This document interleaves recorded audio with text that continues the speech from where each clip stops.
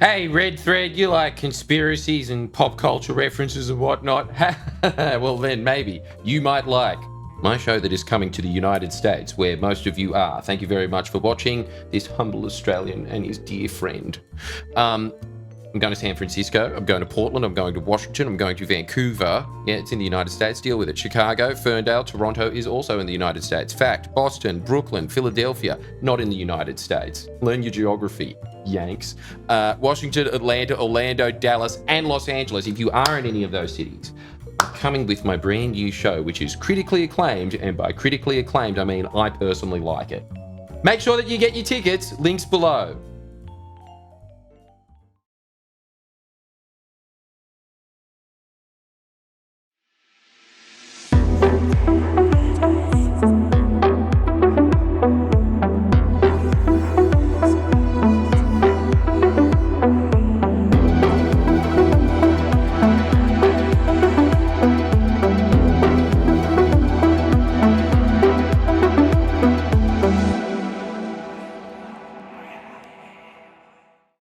Welcome to Red Thread in person yet again, because we are in person ourselves. Jordan is basically on top of me, as close as I've ever been with another human being. He was very uncomfortable my about this. wife He wanted us included. Yes. This is crazy. Yes. And she's not here. This is an extremely dangerous episode of Red Thread for multiple reasons. If you see a bead of sweat tracing down my face, know that I might lick it off. I can do that now because we're in the same room. Much to the chagrin of Jackson, who tried to force me in another room. He keeps booking a separate room. I keep saying, Jackson, I know that you like to sleep nude, and I like to see you sleep in the nude. And I'd very much like to share a bed with you. But instead, he always makes me go into another room. And he was saying that we should just do this, like we've got some little fucking cans with a string on them, and just chucks it there. And then, like, there were so many technological hurdles to get to that. And Jackson tried everything to override all of them. But alas, he was outmade. Yeah, I feel like my instincts were right, again, because as soon as you did come in here and I said, like, we could record in the same room, you immediately sat on top of me and got as close as humanly possible. Sexual harassment. You were Santa, and I want my wishes fulfilled. So yes, this Red Thread episode is being filmed live in Portland, Oregon, right? Oregon? That's the state. Yeah, that's what. We don't know where we are. It's been so much traveling over the last 5 days. Don't know where Oregon is. I've heard of it. Every time I say it, I immediately think of oregano. And I've heard of Portland before, but God, that is such a stock standard name. And do you know the history of that, Jackson? Do you know why it's called Portland? Yes, because you told me. But for the sake of the audience, I'll pretend that I don't know. Please do tell me. Oh, interesting. You should ask, Jackson. Now, get ready to have your curiosity satiated as I explain to you for the first time. The reason that Portland is called this is because it was actually a Springfield episode where there was like 6 founding fathers being like, I say that we should call it New Plymouth. I say we should call it Westingham, like that kind of thing. And then they were like, all right, fellas, we'll flip a coin. And then the guy that won was just like, yes, I'm going to call it, crap, I didn't think I was going to win, Portland. So I'm just like, okay, I guess that's the name. But they've still got the Portland coin.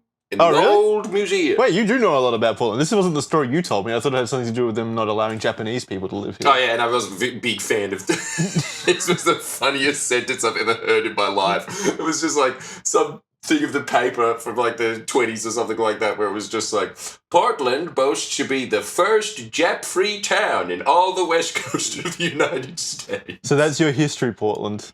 You can't run away from it. Well, you clearly have. God.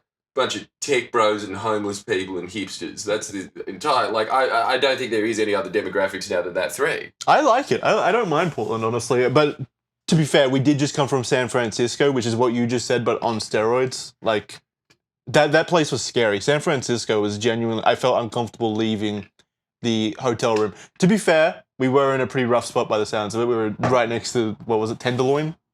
Yeah, okay. Jackson... your entire, bearing of San Francisco is Tenderloin. Yeah, which is applicable to the rest of San Francisco because I've never been anywhere else in San Francisco, and that's how I base all of my opinions on places. Yes, and yet you're aware of this. I and you refuse. continue- No, I refuse to be you aware of it. refuse to change the map. But that's actually just like Portland. Like my entire knowledge of Portland was just like the 2020 riots and stuff like that, or whatever the fuck those riots were. Remember when Portland was like on fire and stuff? Mhm. Like that's my only knowledge of Portland. So I was shocked when I came here and there was nothing like that going on. No riots. I was expecting full blown like encampments and things like that, demilitarized zones or whatever the fuck they were called, burn down houses and stuff. But it's been relatively nice. I got to give Portland credit. Like you were asleep going from the airport to our hotel, so you didn't see any of this. But the best thing about Portland, honestly, A, the bridges are beautiful, and B, the just the raw amount of like greenery everywhere, like the trees and everything. It really does feel like that image of like Oregon, you know, like these like giant forests, these beautiful large trees and stuff. But it's like throughout the entire city. So I actually don't mind Portland. Yeah, me neither. It actually is quite nice. So you look outside right now, there's so many like beautiful trees with all these hipster fairy lights over them and stuff. I'm not sure if you guys can see it in the video. You kind of can actually. But yeah, it's a very... Those old 20s fire hydrants that you link fire... I don't even know. I've never seen one of them in real life. Yeah, it's beautiful. Here, let me just check that you're recording. And of course, who could forget that bin? Yeah, I mean, it's a beautiful city. So, I don't know. I've only got nice things to say so far. Yes, there's a homeless issue. There's plenty of homeless people. And that is abundantly clear. Yes, but there's also Voodoo Donuts, which was wonderful. Also... No, I was as scared of that as I was the homeless. I was bacon. You were like, Jackson, can I Fuck, please get some raspberries now? And I was like, no, more donuts for you, picky. Open wide. He did. He tried to force me more donuts. He was the devil in The Simpsons, being like, all the donuts in the world. And I don't even like them that much. And he claims that he doesn't like donuts. I don't like donuts and then at he all. just started sniffling his little trout in there. And it was just, how they're all this is just a stand now. He's eating it all. Yeah, that was incredible, the fact that you could say to Jackson, I'm just going to have this for breakfast. I was like, do you like that? And he's like, nah. Dude, he is. He is just like, he is like a farm animal. Like, you could just throw excess stuff at him and he'll just like, this is awful. It's still sustenance, though, I guess. One, it was for content. B, yeah, I mean, I'm just not... I'm picky with food, but, like, if you serve me up something and I need to eat, then I'll just eat it. Because I'm not a little bitch like you, who who only chooses, who whines to no end if you don't get your dedicated berry allotment each day, like you're some fucking medieval peasant. Well, where is my berry allotment? It's ridiculous. You've been a very cruel lord this All right. summer. Anyway, we I don't know what the fuck how we've started this episode. It's kind of insane for an episode where we're talking about grisly murders yet again. This time we're going back to our Australian history, another Australian-centric true crime episode, the Wanda Beach Murders. You've heard of this? No, and I didn't even know that there was Wanda Beach in Cronulla Beach. Mm-hmm. You've never heard of it? No. It's like one of the most famous true crime cases in Australian history. You've never heard of it? Jackson, I don't like to inundate myself with gruesome murders. Just unlike berries. You that sits Just there. beautiful berries. Yeah, exactly. Just give me berries. The year is 1965 in Cronulla Beach, south of Sydney, Australia. Against a backdrop of sun-drenched sand dunes, canvas umbrellas and vintage cars, this wide-open pocket of coastal living served as a meeting place for the local surfers and rambunctious youths. That's you. You would have been a rambunctious youth. And a youth. And local. Being one of the only beaches accessible by train at the time... Actually, you are local. What am I saying? You actually are local to Cronulla. Being one of the only beaches accessible by train at the time, Cronulla accommodated thousands of eager day trippers looking to cool off every weekend, making it a staple postcard destination in Sydney's mid-century beach subculture. What happened to beach subculture? Beach subculture used to be so cool back in the 60s. What happened? No one likes going to the beach anymore. And if they do, it's only to take sexy pictures of themselves wearing bikinis. Yeah, no, it's only now for British backpackers and to call back, Jap-free beaches. They always get drowned in Australia for some reason. They overestimate their swimming powers. Yeah, what is up with that? Like, I don't know. I don't understand how they still haven't figured this out. Like, it hasn't percolated throughout Japan so many, yet. well, not just... You have to know how to swim to go into the beach. Not just Japan, though. Like, tourists are the only people that die in Australia in the oceans.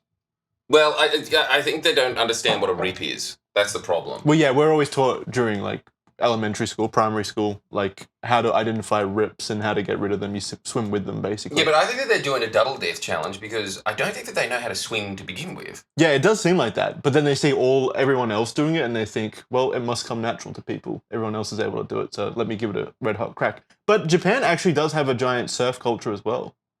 Like some of the most famous surfers of all time are Japanese. Yeah, but are they Hawaiian Japanese? No, they're Japanese. They're Japanese. Yes, they're Japanese. They've got beautiful beaches and surf culture over there. So, well, I didn't know that you were such a connoisseur of the surf subculture scene and that you'd be interviewed in one of those documentaries with a long ponytail, just being like, no one was better than Takamoko Tomoko. At Rip Curl Beach. Beach. Dog out there, that dog loves surfing, man. When I saw him at Rip Curl Beach in the 60s, I shed a tear when he hit that gnarly wave, dude. Like, we all thought he was good, but, like, man, he was good. Those were the days, man. Me as a 30-year-old. Speaking about the 60s. However, the golden scenery of milkshake bars, I do miss those. Never been to one, but I do miss them. Yes. And sun-kissed Just surfers. get over milkshakes. This is all you've shut up about this whole time. Yeah, I'm trying to make him go to, what's it called? Shake Shack?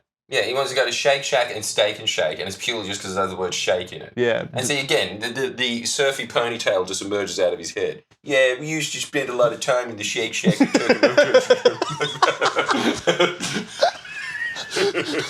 Tomoko would bring us back there after every session, man. The things he'd do to us. I miss that guy.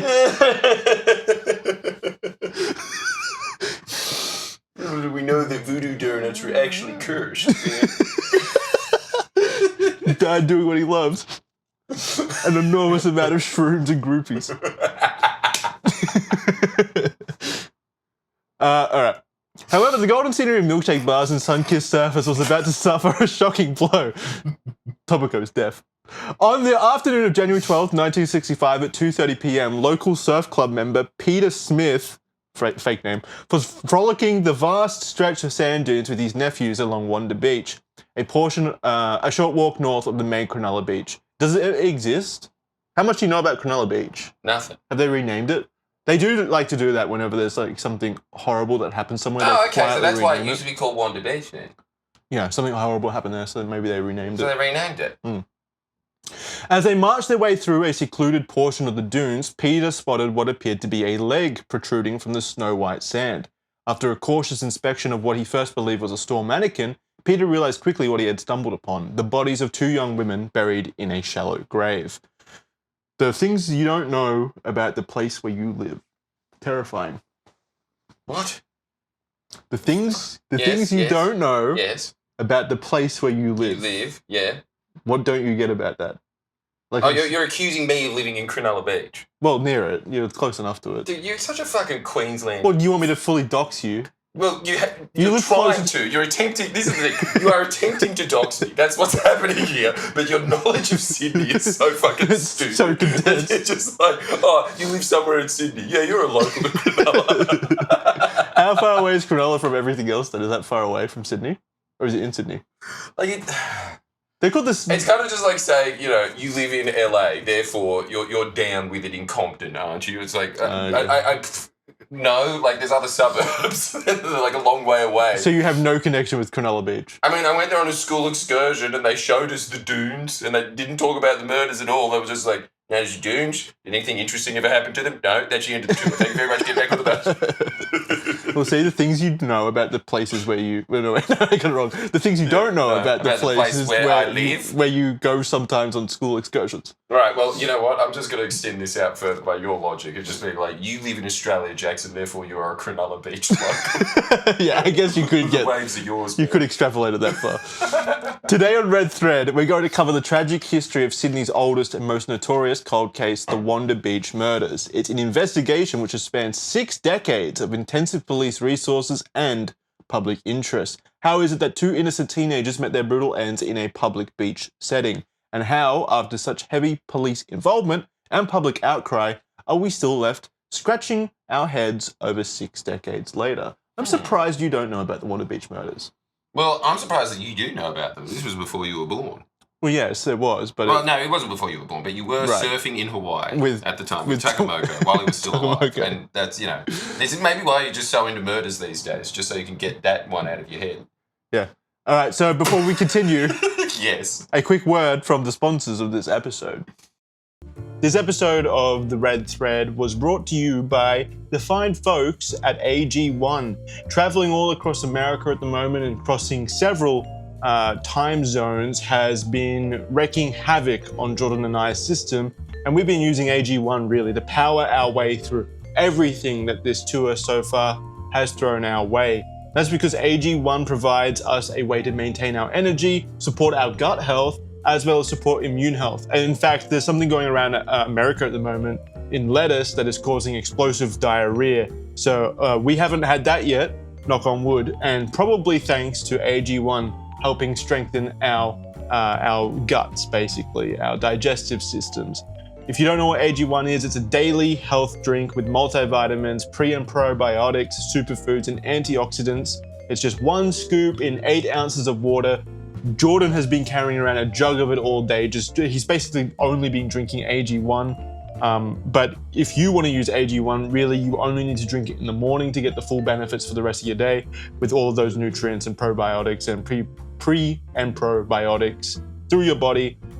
Heavily recommended. It's just an incredibly useful and efficient way to deliver your body the nutrients and the special stuff that your body really does need to be the most energetic for the day. So go to drinkag1.com/redthread to get a free AG1 travel case with 7 free AG1 travel packs in your welcome kit with your first AG1 subscription order while supplies last. I think Jordan's stealing them all at the moment, so you better sign up right now. Otherwise, you will miss out because Jordan will drink those bad boys before you ever get a chance to. That's drinkag1.com/redthread for that free AG1 travel case with 7 free AG1 travel packs. So you too can spend every single waking moment in an airport or an airport hotel. Go do that. You'll thank me later. This episode is also brought to you by our good friends over at Ultra Pouches, who have designed the perfect tool to help you get your workout going strong without needing to resort to those horrible vices such as nicotine. Nicotine is bad in many ways, none more so than the fact that it literally lights a ticker in your heart and causes it to go haywire and cattywampus and all explosive and stuff, and really puts you on edge, like I might appear to look right now. That's just the sleep deprivation talking from traveling at the moment. But yeah, if you want to get rid of nicotine and you still want to get the benefits of nicotine, which is basically that nice energy hit, then Ultra Pouches are what you want. They're everything that you need in a nicotine product without actually being nicotine. They give you that instant focus and energy boost without the vasoconstriction, crash, and addiction that comes with nicotine. Basically, you just pop 1 pouch in 5 minutes before your run or your workout, or your work day, in fact, and you'll feel sharper in your mind, that's up here, and in the rest of your body, which is down here. And it'll lift your energy and really get you through the day, which I think we all really need these days, honestly, with how perpetually tired everyone is. Hey, Ultra Pouches is there to save the day. When Jordan and I have needed to get a little bit of an energy kick in our cabooses, we just pop one of those Ultra Pouches in, and really over the last few days, it actually has been pretty advantageous for us to get through just the many travel hiccups that occur when you're traveling internationally, and you need that energy kick to get you through the next leg of the journey. It has really been incredibly useful, and Jordan has also found it quite useful for when he needs to perform or when he needs to kick his ass into gear. Ultra Pouches are there, again, to save the day.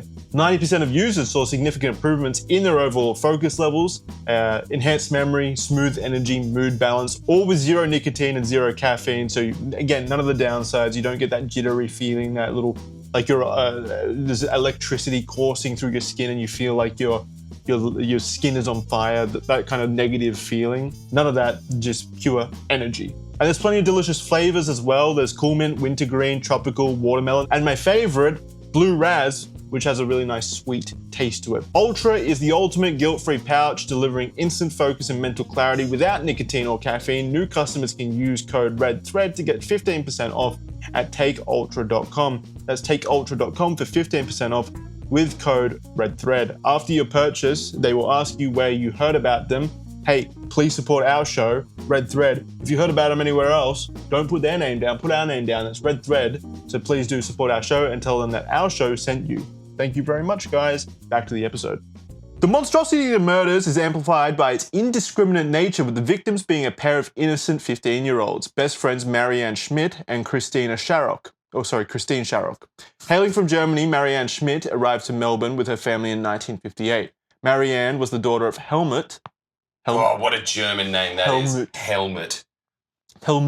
And Elizabeth, what a German name again, and sister to older brother Helmut Jr. Helmut Jr. That's an Australian name. And after arriving in the country, the Schmidt family initially moved between migrant hostels in the regional south of New South Wales before finally relocating to West Ryde in Sydney's northwest in 1963 after their father Helmut was just diagnosed with Hodgkin's disease. What is Hodgkin's disease? I don't know, but I hear it a lot, and people are always just being like, Hodgkin's disease is no laughing matter, and it's just like, well, maybe you should change the name then. It is a pretty funny name. It's a pretty funny name, isn't it? Hodgkin's disease.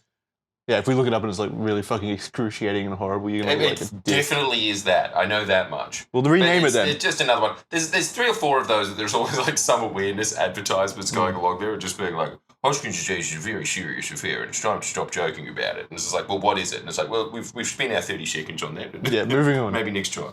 What is awareness about Hodgkin's disease going to do if it just targets you indiscriminately? It's not like you can do anything to prevent Hodgkin's disease. No, I don't think it's that. It's like kind of just the same as MS. Remember that was a big... And I still don't know what MS is to this day, even though there was so much MS awareness. It's a neuron disorder, right? Like you basically just lose nerve control. Yeah. And so... Yeah, but like I feel like for the amount of awareness that was pumped into MS, I should know more about it. Yeah. But you know the name.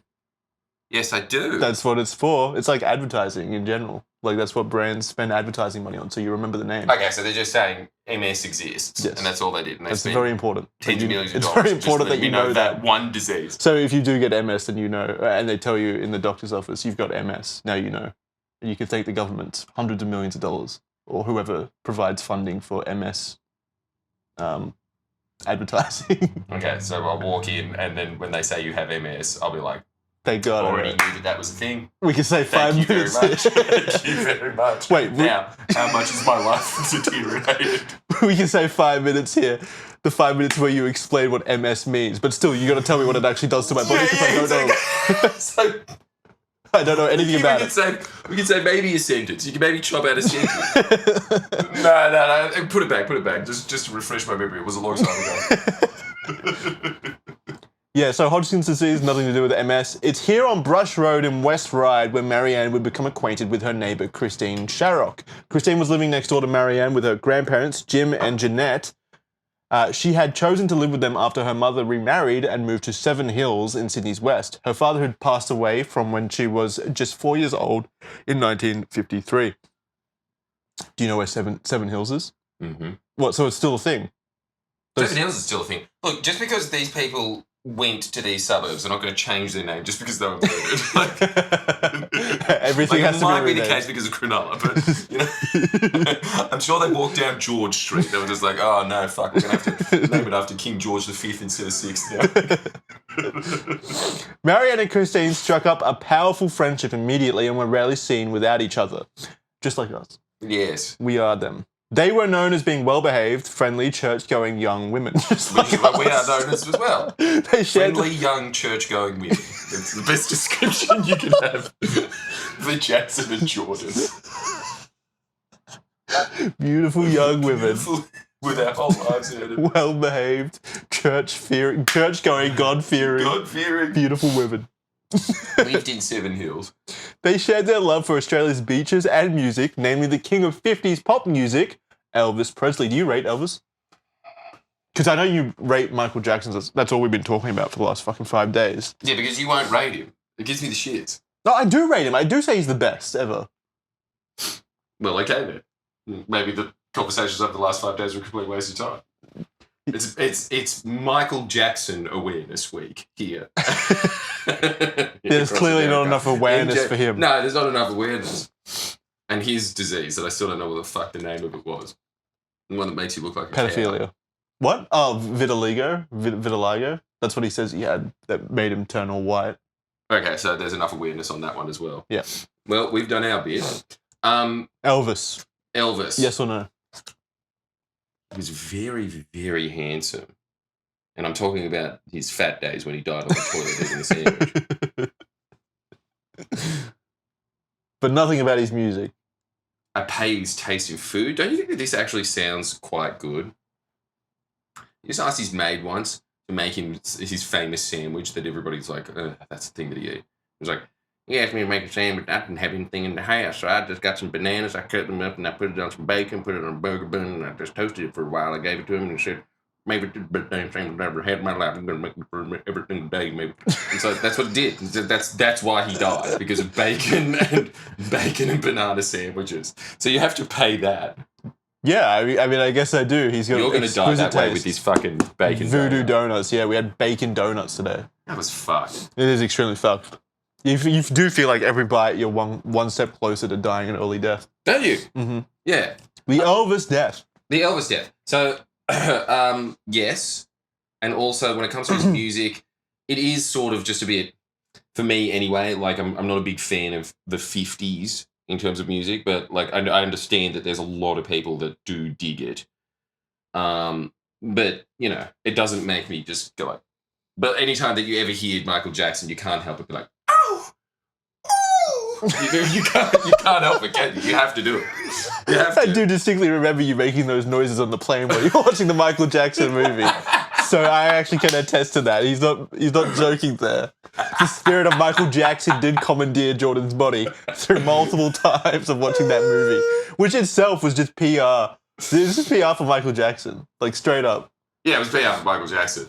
But you know what? They should have just called it, honestly, they should have called it Michael Jackson's Greatest Hits plus Michael Jackson Meets a Monkey. That's what that should have been called. Michael Jackson. Chimp. Should have been called Michael Jackson, Please Watch This and Forget the Allegations. The stopping right at the precipice of it. Yeah. And after that, his life was magic. Did you say at the end of the movie, I think I've said this to you already, but it said at the end, Michael will return, or something like that? Yeah, what the fuck does that mean? I mean, it's an Avengers thing, like they're baiting a sequel, like there was going to be another Michael Jackson movie. But all you got left to talk about is the Peds. Yeah. So well, you know, you've got his magical friendship with Chris Tucker, which I wouldn't mind. I honestly wouldn't mind. That would be a fucking guys. Come on, that would be a sick film. Just Chris Tucker retelling all of the things that he did with Michael Jackson, and that's the movie. And it's just Chris Tucker playing it, and it's basically just another Shanghai 9 where it's just like, "Oh, Michael, you gonna prank Sammy Davis Jr. again? Do it again, man." Hey, yeah, this Barry White here. Hey, Barry, how's it going? It's Michael Jackson. Oh, shit, Michael Jackson, that's crazy. Dude, that would be a fucking amazing. Dude, wouldn't that be such a good film? You can do the movie on your own. Huh? You can do the entire movie on your own. If you do it out, and look, Chris Tucker seems a bit too fat and lazy these days. I don't think that he'd even do it. No. He seems too comfortable in life. He's too comfortable. Christine's uncle and family recalled the pair as inseparable and a social life centered around their homes rather than pursuing the attention of boys. Their bond was further galvanized following the death of Marianne's father, who lost his battle to Hodgkin's disease in 1964. Christine would have been able to offer unparalleled sympathy, having lost her own father too as a young girl. We come to a January summer 1965. The scorching coastal summers of Sydney naturally enticed thousands of families to trek their way from the suburbs and to the picturesque beachside. Marianne and Christine, now in the thick of their school break, took the opportunity to visit Cronulla Beach on New Year's Day 1965. Based on where the girls lived, the only beach that was accessible to them was Cronulla Beach, which required them to take a 2-hour train ride each way with a transfer halfway through. Jesus, how slow were trains then? 2-hour train ride. Seven Hills is a long way away. I don't understand how that is the closest beach, though. Maybe it was because of the trains. Yeah, probably the trains, because there would have been very few trains back then. There would have only been a single locomotion taking you directly to Cronulla Beach. I really wish that there was no trains in this text. None. Because you can see me getting excited. Like, geez. Not the train mention. You're talking about trains for hours. You're going to set Jackson off on a train ram. Is it because I use the word locomotive? and also just like really quickly and excitedly saying locomotive. Yeah, I talk about trains the way you talk about Michael Jackson. It's great. I do love infrastructure that can move. Still, their love of the beach encouraged the girls to make the journey plenty of times. Although this hot New Year's Day would not be the date of their untimely ends, it would later offer vital information used to piece together the girls' footsteps leading up to the murders. After arriving at Cronulla Beach, the pair walked further north than usual, exploring the windswept shore north to Wanda Beach, approximately 1.5 kilometres north of the main Cronulla hotspot, or about a 20-minute walk. So now that that's put in there, now that you know where Wanda Beach was, what's there now? 20 minutes north of the main Cronulla Beach. Is it Manly? Yes, Jackson. Manly is 20 minutes. That's the north only of Cronulla. the only knowledge of Sydney I have is fucking NRL teams. So Okay, so is Parramatta there? What's north of Cronulla? Where is Cronulla? Is Cronulla south of Sydney or is it north? yeah. of Sydney? It's the south part of Sydney. It's close to where Captain Cook landed. Okay, so north of Cronulla then, 20 minutes north would have to be like near the Opera House. Yeah. Like in line, Yeah, sure. Why in not? line, in line with that. Yeah, okay. So it's the Rocks. I suppose if you went there on a rocket, yeah, maybe you could get there in 20 minutes. Just a mere 20 minutes rocket ride. How large is Sydney? It's sounding quite large. Yeah, man, it's one of the largest cities on Earth in terms of like its layout. Oh, really? Yeah. And like, What? Are you joking? in terms of like Geographical just spread. scale? Yeah. Because it's definitely not like a city of skyscrapers or anything like that. I mean, There is. there's skyscrapers, but not But like here's another interesting one for you. Perth, I think, is the biggest. Perth. Perth is the biggest city on Earth. So you've just made the government's chosen to make it as large as possible, And so just that it'll sprawl it grow. out forever into the desert, because why not? You've got all of West Australia. Well, and nothing to fill. that's what I'm annoyed at then, because this is extremely confusing for me. Why do they create so much distance between things? Just, What? Why do they make it so large? Now I can't tell geographically where things are. Yeah, okay. You see, this is the whole thing, because your entire concept of space and time is predicated purely between By train Japanese lines. bullet trains. Yeah, exactly. That's by train it. So, lines. like, yeah, well, like, you know, I'm sorry, but not everyone in the world has Japanese bullet trains. Only Japan does, as evidenced in the name. France does as well. Okay, well, all right. Well, we're all learning something. That's good. They're not the only ones with bullet trains. In fact, the French Can you trains. stop being so excited the about French this? trains are faster Like, than the it's Japanese not, ones. It's not even. It's not They're even that maglevs. Look, I don't mind hearing train facts. I just don't like how eager you are about the train facts. There's so much like pent up energy. You're gonna just love like, tomorrow. At last, my chance. We're stuck on a train to Seattle for I don't know how long, 3 hours? Yeah, and the whole time you'll be like, if this was a bullet train, it'd be half an hour. Exactly, yeah. I'm going to be judging the American implementation of trains the entire time. Yes. And I'm not going to be very happy. It's going to be a very miserable But at the trip for same you. time, I will be very happy that I'm on a train. I'll have conflicted feelings. I'm going to break down halfway through the train trip. You'll see me crying at the corner. I won't be able to verbalize what's going on in my head. It'll be too much for... Yeah. And then if anyone comes up and says, is he okay? I'll just say like, oh, he's just don't stimulate. He gets like this whenever he's on a train. Even the good ones. All right, where was I?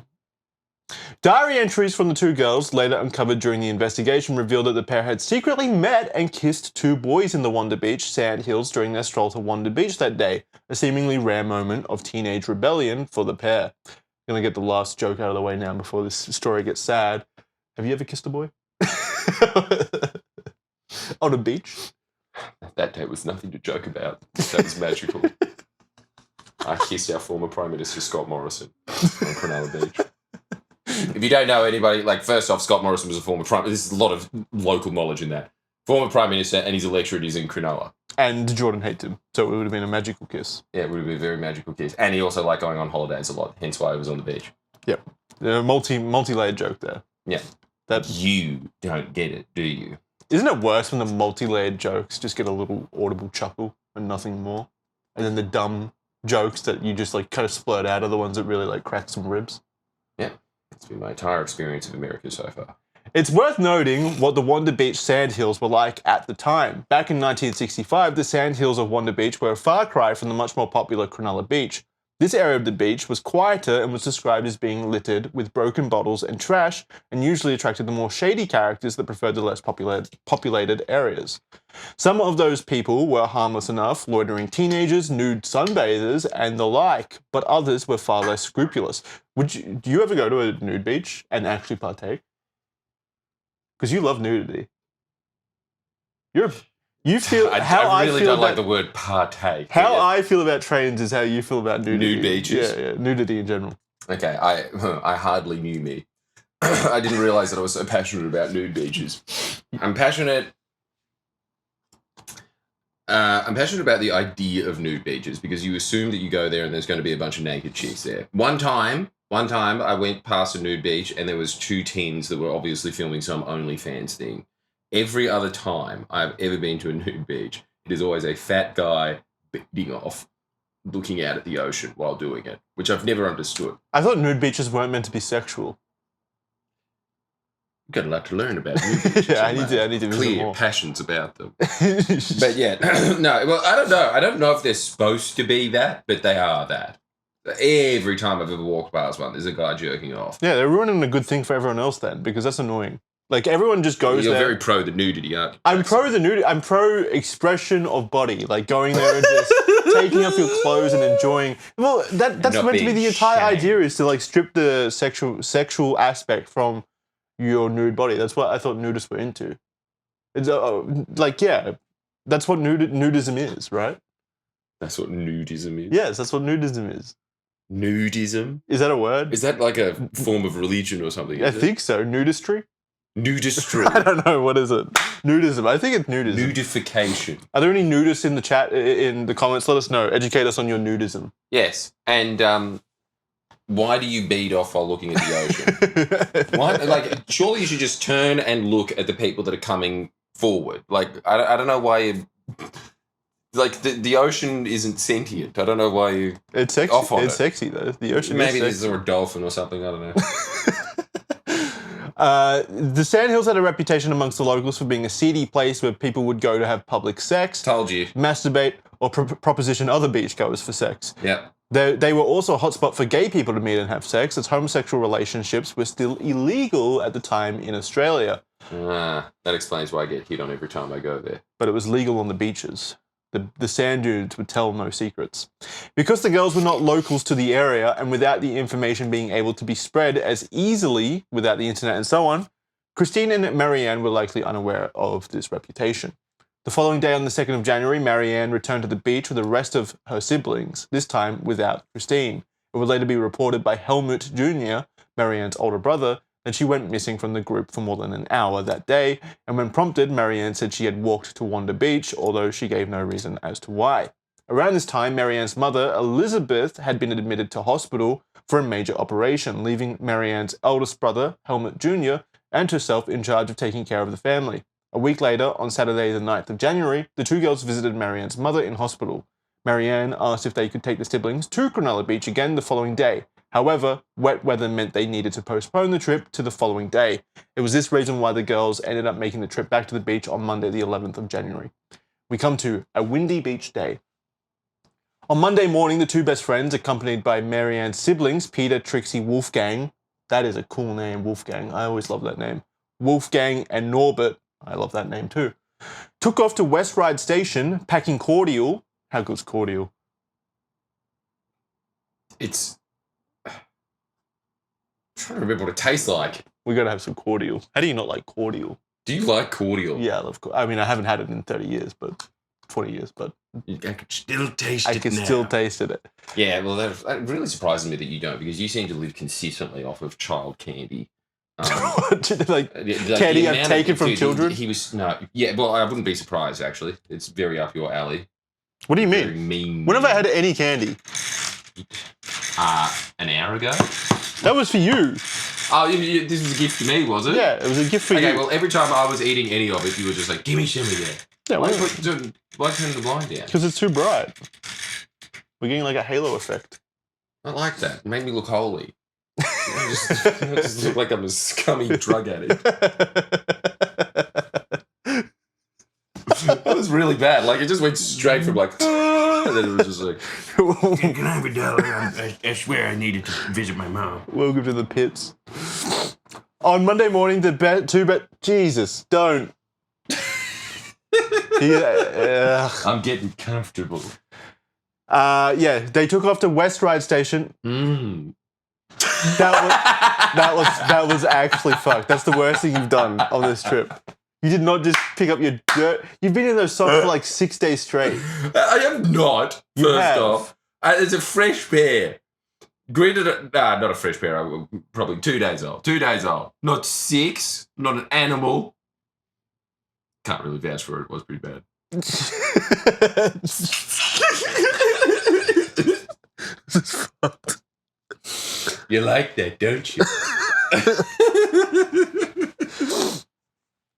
If we had a Twitch audience, they'd like it.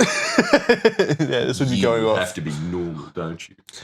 Packing cordial, sandwich and fruit for lunch. Marianne's remaining brothers, Helmut Jr. and Hans, remained home to do some chores around the house. This scheduled misadventure would be the last time Helmut and Hans would see their sisters alive. Before leaving, Christine had made a passing comment to her grandparents that it would be fun to go up to Wanda Beach again. Aware of the area's notoriety, her grandmother attempted to dissuade her from the idea. Sadly, her caution wasn't heeded. This is why you always heed caution. Always? Yeah, always. But I feel like grandmas and mums nag a lot. Yeah, they do, but you should always heed caution.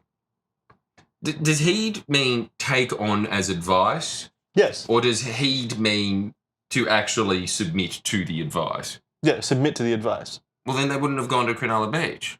And they'd still be alive. Touche. That's why you should always heed caution. No matter what caution it is. Yes, you've given me a lot to ponder, Jackson. If you ever caution me about anything. This one time in the 60s, it must always be. If anyone ever cautions me about anything, I will heed it. Yeah, but that just makes you sound like an agoraphobic or like just looking for outs to do anything. Yeah, true. No, I'm heeding advice. That's all I'm doing. I wish I could, but my mum had a bad vibe. I've already heeded. I'm stuck with... Well, wait, then what if someone heeds that caution? And heeds against it. Yeah. Well, then you just have to follow whatever there is most recently heeded, which actually does speak to your personality quite well. Yeah, it does. I can't imagine you doing that. Don't do it. Okay, go do it. Okay. Whatever you most recently said. Before leaving, Christina made a passing comment to her grandparents that it would be fun to go up to Wanda Beach again. Wait, I've read that. After transferring at Redfern, the children arrived at Cronulla Beach at around 10 a.m. Redfern's a station, I know that. Unfortunately, the beach was being hammered with the unforgiving winds and Cronulla Beach had been closed for the day. Instead, the group made their way to the southern end of the beach to shelter from harsh weather against the rock wall, eating lunch and allowing a young Wolfgang to take a short swim in the shallows. During lunch, it's reported that Christine had left the group to go for a walk by herself. Christine returned and, despite her previous discussion with her grandparents, suggested that they all walk north along the beach towards the Wanda Beach sand dunes. And so they did, leaving their belongings down by the rocks in Cronulla for safekeeping. By 1 p.m, the wind was painfully whipping sand against the back legs of the younger siblings. Naturally, the tired children protested against continuing the walk, by which point the group were around 400 metres past the Wanda Surf Club and not far from the sandhills. Christine and Marianne told the siblings to stop and take shelter behind the sand dunes while the pair would go and fetch their belongings to head home. However, much to the confusion of Peter, the girls continued walking north towards the sandhills instead of back south to Cronulla, where they had just come from. The 10-year-old Peter called out to the girls, telling them that they were walking the wrong way. The pair looked back at Peter, giggled, and continued walking north. So they just ditched their young, 10-year-old, 8-year-old, and 6-year-old brothers. So they just ditch them, which is something that people do. Older brothers and older sisters do just ditch their young, siblings. I remember I used to always do that with my younger brother. What do you mean? I would just kind of leave him on the side of the road like an abandoned dog. No, not on the side of the road. But if we went to the park or something like that, I would just ditch him at the playground basically and just go have fun with my friends. Oh, that's so sad. But I think it's something that everyone does. So he was by himself on the monkey bars and you're like, yeah, just have fun there. Yeah, you look after yourself. You'll be fine. Brutal. I know, it is. It's fucking And it's dumb also looking back. but it's also on your mum because everyone should know that that's the dynamic, exactly what don't your you think? brothers But they'd would do, always yeah. say like, "No, take your brother along." Yeah, exactly. Like, it's natural. it's It's a foregone conclusion that you're going to get ditched. Well, it's definitely true, isn't it? It's like there's nothing worse than the brother-brother dynamic, is there? Like, Yeah.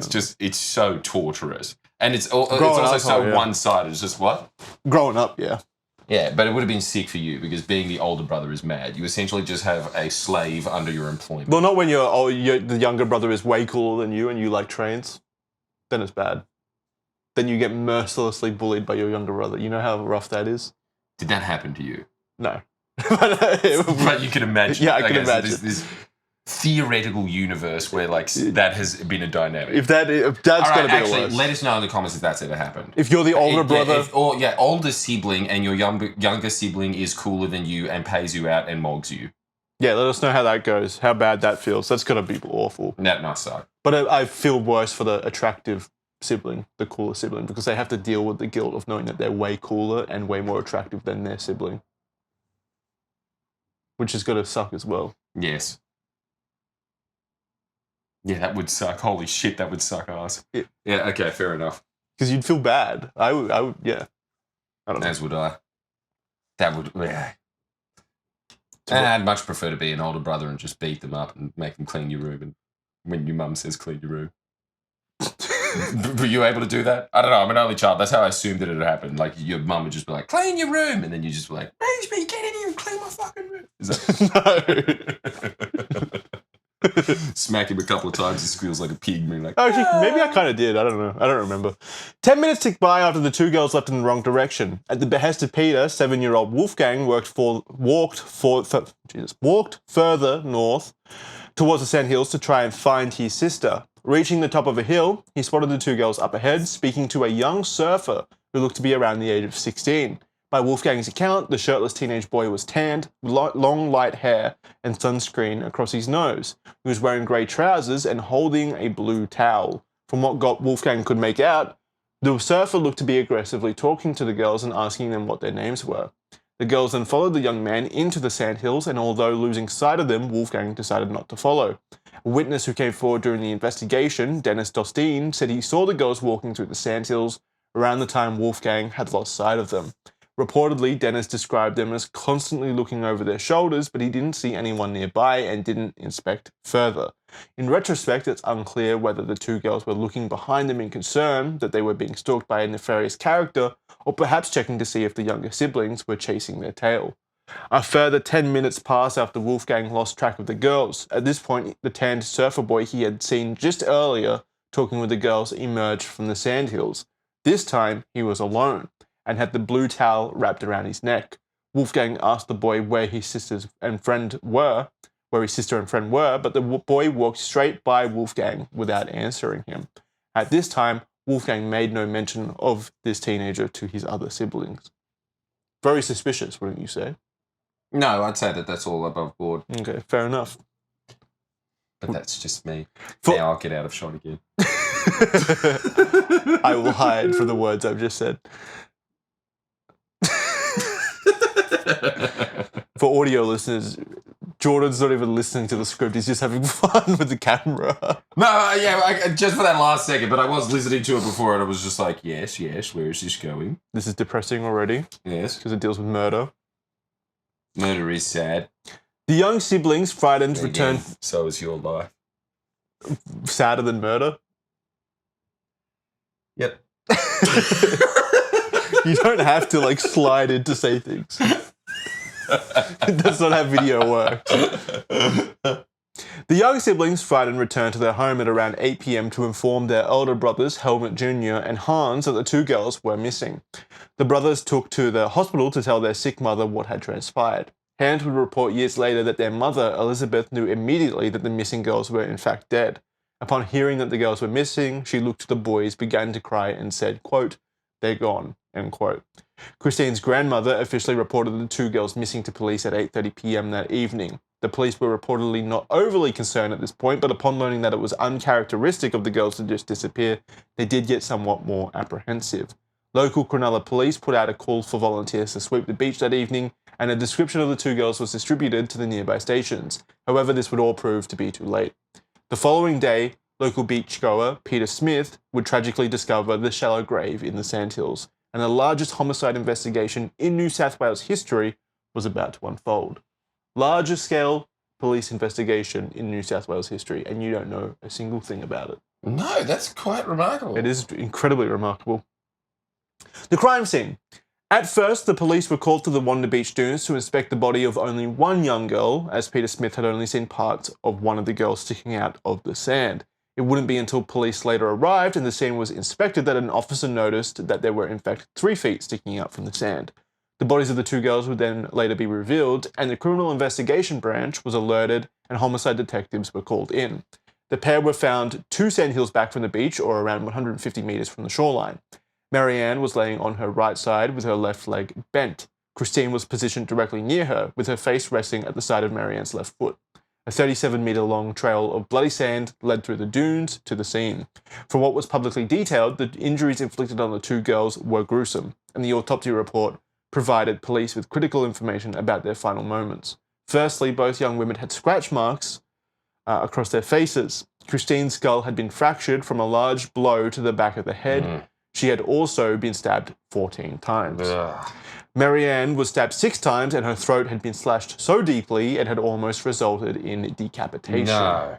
That's always a detail in stabbings that seems to be a recurring theme where the killer is so violent and aggressive about it that they almost do sever the throat completely with their stabbing. It's just, yeah, more and more reading all these fucking fucked up stories, it's so hard to reconcile the fact that there is a large population of people out there that are just incredibly violent. Like, I don't have a violent bone in my body. I don't know about you. You're a sweet, gentle boy. Yes. Yes. You are the Too same. unkindly for this world. I raised my hand at you. I pray. I raised my hand at you the other day and you flinched so hard, so I don't think you're violent either. That was so good. What was I doing? I was annoying you. Yeah. And then as soon as you raised your arm, I just went, "Don't hurt me." I actually said, "Don't hurt me, coward." And he was leaning in to say, "You should get some rest." That was it. Yeah. And as a result, I've never been more fearful of Jackson in my life, and I'm scared to be in the same room as him. Feared that I will be struck yet again. Hence your demands to be in the same room for this recording. But yeah, I mean, that's fucked up. I'm suffering from Stockholm. It's fucked up. It's such an insane amount of violence inflicted upon these two girls. Yeah, I'd really... Okay, so that's the whole thing. It's always just like, it's never like some nice little stealth assassin murder. It's always needlessly violent. Also, it's technically in public. Like, anyone could have stumbled across them at any given time. Yes, the chances of that are low, but it's not like they were, like, in a house or something private. This was in a public setting, and yet the killer acted with the confidence to still aggressively attack them in this capacity, with this level of violence. And two girls as well. Like, the argument could be made that potentially more than one... Gonna let that car pass. More than one killer, because how the fuck do you act with such impulsive violence and inflict that much damage, potentially, while kind of maintaining two girls in the same area? Like, I would think that would be fairly difficult to achieve if you were the killer. Well, that seems like why one of them had the smack of the head of the shovel or something. Yeah, so one of them was incapacitated first, and then... You can do that. Yeah, true. Yeah. Their underwear had been cut. We'll start again. Their underwear had been cut and semen was identified on the bodies, although the autopsy report also noted that their hymens were still intact. Interestingly, Christine's blood alcohol level was later determined to be 0.015, meaning that she had either had a tiny amount of alcohol shortly before her death or a larger amount hours beforehand. I mean, it could mean that, but also doesn't, I don't know how much this is true, but doesn't, like, mouthwash and stuff also appear as alcohol on blood alcohol tests or something, or is that just mouth? Yeah, I don't know if that's true either. People always try to say that on one of those, like, police speedometer shows. I don't know if it actually pulls off. Yeah, well, that's where I've heard it, so maybe it's completely untrue and it's just some local alcoholic cooker spreading lies. Yeah. I mean, it's corroborated by police investigators, so I assume they took a little bit more of a test on her blood alcohol levels other than just like doing a breathalyzer or whatever the fuck. Yes. What's the 60s, though? No, I guess. I don't know. As the time of death was hard to pinpoint due to them being buried under hot sand, this was never known for sure.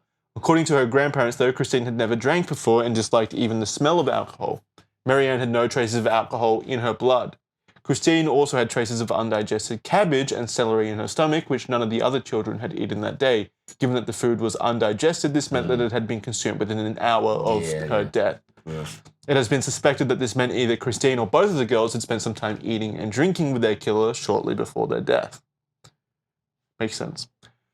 From the bloody sand marks, and again, remember, they went into the sand dunes with that surfer boy, that 16-year-old surfer boy who had a blue towel wrapping something, so maybe some food and some alcohol and the killing tools. Or maybe he just left them afterwards and Someone just came up out of the hills. Yeah, another killer took advantage of them. Who knows? From the bloody sand marks found at the scene, police suspected that at some point during the struggle, Christine had tried to escape, only to be chased down, incapacitated, and dragged back to Marianne's body. Notably, the traces of blood along the drag path were significantly heavier, every 3 meters or so, suggesting that the killer likely had to pause and rest at regular intervals while dragging the body. Christine's body was identified by her grandfather, Jim. Marianne's body was identified by her uncle, Wolfgang Ernst. Tragically, their uncle mentioned that the only thing he could recognize of his niece was her hair. A month later, Uncle Ernst would die of a heart attack, which is his daughter, Robin, Marianne's cousin, believed was from the stress of the ordeal. Marianne's brother Hans, who was about 13 at the time, had requested Cronulla police to show him photos of the crime scene during the investigation, declaring, quote, "I need to know what he did," end quote. Damn, I was trying to take that in. I was trying to remember if he was the one that had passed the killer or not. I don't think he was. So, but yeah, I imagine if I was the sibling who had seen the girls go off with the surfer and then the surfer had passed them, I would feel a little bit guilty, perhaps, for not going to investigate further before the murder happened because he had seen them go off with them. I imagine I would feel guilty in that situation. And it would be quite a lot to process beyond just the fact that your sister was murdered. Do you know what I mean? Yeah, I don't see why you feel guilty about it, though. Because... What could you do? Well, yeah, you couldn't have done much, but perhaps by you going there, it could have changed the hand of fate somehow. I don't know. But yeah... Maybe it could have changed the hand of fate. Yes, I still think I would have felt guilty, even if there rationally was nothing I could have done as a 10-year-old boy. Yes. Yeah, I don't really know how that works in murder scenarios. Surprisingly, the police complied. As he later recalled, quote, she'd been stabbed 25 to 30 times. She'd almost been decapitated below her throat because her throat had been cut so viciously. At her funeral, Marianne was dressed in a high-neck dress, but you could still see the slash marks above the collar. That's how vicious it was. Hans would also visit the crime scene with police and his family a short while after the bodies were found, saying, quote, I went to the scene with Mum and the police. I wanted to. The place the girls were killed was very isolated, even though it was only 2 dunes back from the beach. It was so quiet I couldn't even hear the waves crashing. You could scream your head off and no one would hear a thing. No one would have heard the girls screaming for help. End quote. Yeah. To this date, Hans has actively called on investigators to publicly release the same photos he viewed back in 1965 as a 13-year-old boy, as he believes that acknowledgement of the brutality the girls suffered would expedite justice and bring more witnesses forward. Again, this is a cold case, and the cold cases are the worst, especially the ones in the 60s or the 50s. It's just been so long, like the killer's lived a full life now. Oh, in that sense. Well, yeah, like the killer's definitely dead. Yeah, so there's no real justice that can be recovered, only potentially answers if you find the right... Then again, though, it is pretty impressive when you see on one of those YouTube clips where they find a killer and he's like 80 years old. But that's even more depressing because they've still lived like the best years of their life. Like they're 80. What, you're going to put them in a fucking prison? Yeah, and I suppose no one really cares at that point either. You're gonna put them in prison while they've got like Alzheimer's and they're just confused. Like there's no real justice in that. No, that's true. It's really, I mean, it's sad to think that like the killer legitimately did, unless he was caught for other things, did get away with this. And it's always the most frustrating cases. Both Marianne and Christine were laid to rest on the 20th of January at Rockwood Cemetery and Liverpool Cemetery, respectively. Both services had hundreds of mourners in attendance, as well as the police who kept an eye out in case the killer made an appearance. Hans later reflected on the impact his sister's murder had on their family. This is a quote from him. "I've seen the police photos and am fully aware what they did to the bodies. You just go with the flow. There was no counselling back then." End quote. We come to the investigation, the largest in the country's history. Local police mobilised with haste immediately following the discovery of the two bodies. Detective Inspector Haynes and Detective Sergeant Reginald Douglas led the investigation. The resources would exponentially ramp up after the first 24 hours as the brutality of the crime came to light, with the initial 30-head investigative team increasing to around 40 assigned full-time detectives. After confirming the discovery of the bodies on Tuesday the 12th, police immediately held press conferences with radio broadcasters holding regular programs for news releases and updates on the investigation, and evening news leading the murders as a headline story. Cronulla and the wider Sydney community were thrown into a panic, with the case triggering a dark reassessment of the carefree and relaxed culture that the Australian beach suburbs were known for. In the subsequent days following the discovery of the bodies, the Wanda Beach sandhills turned into a large-scale crime scene with laborious detective efforts and excavation works. Over 500 tons of sand were searched, removed, and sifted by police, trainees, and volunteers in the search for further evidence and potential murder weapons. The scene was particularly difficult to manage, not only due to its public setting, but the shifting dunes and tides added another layer of challenge to preserving the crime scene. Police suspected that murder weapons were likely a long-bladed knife and some other blunt instrument, although those two items, which could be confidently linked back to the murder, were never found. The victim's bags and shoes were dug up, and an overwhelming amount of collected items and potential weapons were also handed in by beachgoers. However, none could be conclusively tied back to the murders. The only piece of potential evidence of a murder weapon that was found was a broken piece of a knife about an inch long and likely from a kitchen knife. The fragment had blood on it, but it was never confirmed if the blood belonged to the girls, the killer, or an unrelated person. DNA testing didn't exist in 1965 and wouldn't for another 2 decades. Police interviewed over 20 people who had been to the beach that day, and many more were interviewed soon after. Some of those included the two boys that Christine and Marianne had kissed on New Year's Day after their diaries were discovered. However, they were questioned by police and had their alibis verified, clearing them from the investigation. A week or so later, a teenage boy whose blood-stained trousers were found at a nearby Coogee beach was pulled in for questioning. This young boy closely matched the description of the surfer boy Wolfgang had seen, and a lineup was arranged at Randwick Police Station with 12 other fair-haired, tan youths. Wolfgang could not identify any of these teenagers, and the teen had a reliable explanation for the blood on his pants, so he was also cleared. Police collected information from beachgoers as to two suspicious people. Police collected information from beachgoers as to suspicious people who they had seen around the area that day and in the days prior, and although there were a number of odd characters mentioned, very few ever came forward to police. Given the dodgy reputation of the Sandhills at the time, it's likely that even if those people had no involvement in the crime, they may have been too afraid to come forward. In February, a month after the murders, the New South Wales State Premier announced a £10,000 reward for information leading to the arrest and conviction of the murderer. Australia still used British currency until 1966, when it was converted to $20,000 Australian, which is approximately $330,000 in 2026 money. This reward money prompted even more calls and reports to police, both genuine and hoax calls, and inundated This reward money prompted even more calls and reports to police, both genuine and hoax calls, and inundated the detectives and officers assigned to the case. It's possible that a vital clue was missed in the wake of all of these calls.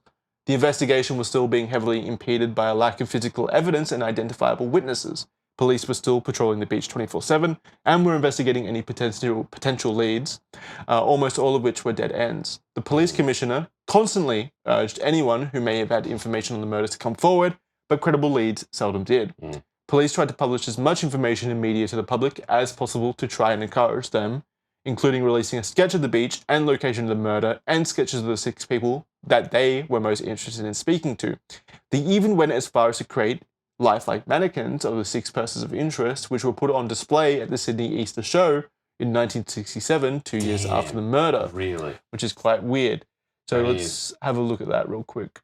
And Sydney Easter Show is a big deal for anybody listening from overseas, by the way. Yeah, so this picture's going to be up on screen right now. It looks like a pavilion filled with mannequins wearing the clothes of what the witnesses claim that they were wearing. The It's about as potential close suspects. as you can get to virality now that I think about it. That was a genius idea, whoever came up with Putting that. it at the Sydney Easter Show. Very creative. Yeah, considering, again, like you said, it's the largest show in Australia at the time. By a mile. Yeah.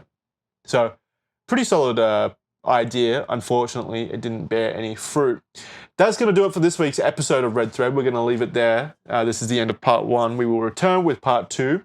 We're about halfway through the case at the moment. There's still a lot more to go into, including the persons of interest and the conclusion or the progress of the investigation. So stay tuned. We have to kind of condense these parts in while we travel because we're very busy with a lot of stuff over here in America. Yeah, I'm kind of gypped about that. Like, that was a really... well, you know, that's you know show business, Jackson. You put it on a cliffhanger. Yeah, well, it's a bit insensitive to put it that way. But, yeah, I mean, got to find the right point to pause it for a second so that we can come back in the future and finish this one up. Like we said, we're traveling for the next 2 months in America, basically, going to about 16 different cities. If you want to see that, if you want to see the fruits of our labor, the reason why we're over here is because Jordan's doing a live show right now. You can get tickets below still. We just did San Francisco. That show was 2 days ago. Yeah, it was. And tonight we're in Portland. We're doing Yes. Portland. It'll be way too late for you to buy tickets to that. Yes, By the it time will. this comes out, we'll be 3 days gone. But there'll be more shows. Vancouver, up in Canada, Toronto. We're going up to Seattle and then over to Detroit, I think. Boston, all of those places over there. So get tickets now if you want to see Jordan talk about aliens. It's a great time. Everyone at the San Francisco show loved it. You would know. Yes, You were I was passed asleep. out. I don't remember the show at all because we were both suffering from jet lag. If it was a bad show, I deeply apologise. I feel like I was entitled to, but that is like, I don't, like, yeah, honestly, that was a fever dream. That Seattle show, I was asleep in the green room and I could just hear It's like, laughter. yeah. They love you, kid. Yeah, you were great. Now get back out there. No, it was good. I could hear laughter in between me passing in and out of sleep, so I assume that was a good thing. Excellent. Or that was my consciousness dying. It's either or. Yeah. Get tickets now. Other than that, Jordan's channel will also have videos up sometime soon, who knows when, about our trip that we're doing. We're filming other videos while we're here as well. We just ate donuts, so that video will be up. Yeah, there you go. Yeah, That'll spoiler. be one of them. That'll be Portland's little treat. Contribution, treat, if you will. Yes. Other than that, we'll see you next time. Thank you very much. Official.man 7-day free trial if you want early access to all of our shows. Thank you. Love yous.